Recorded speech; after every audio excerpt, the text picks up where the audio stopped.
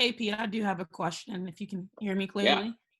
I do. Uh, as a person that's looking for a tech co-founder, but Hmm. I've interviewed 9 people up to this point, and uh, 8 of those 9 people I'm not confident about, and then the one person I'm not even, it's just not a great gut feeling. Would you Hmm. advise freelancing, protecting yourself and freelancing uh, parts of projects until you are comfortable with someone, or would you advise just, taking that risk early on and dealing with it? 100% freelancing. I hope that answers. Yeah, if you have a gut feeling that you're really on the, especially at that level, right?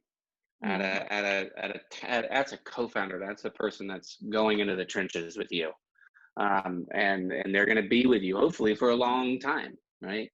And if you don't have that right feeling, freelance that, build out an advisory council, a council of other tech people mm, that can help you finish, what you need to get done until it becomes such a heavy lift that you can't do it, but keep interviewing throughout it.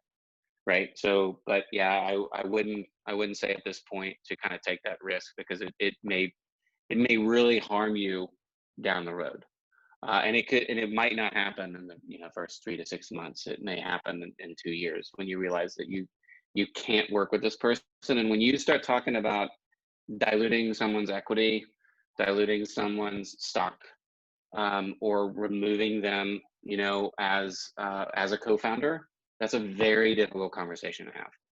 And it's usually caught up in a lot of legal battles and things that you don't really want to deal with. mm.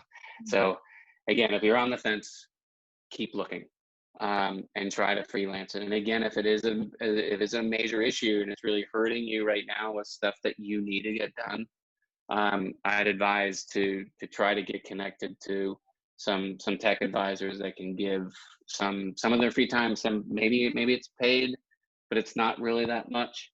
Um, and what I was actually saying in the very beginning of this call with Pablo is that a lot of when people usually try to find a co-tech founder or a CTO, and they're looking and looking and looking, when you go out to someone as a CTO, they may be more open to being an advisor so long as they have a little bit more of some kind of stake in the game down the road. But you might not be able to afford me now, but maybe you can afford me in the future. Mhm.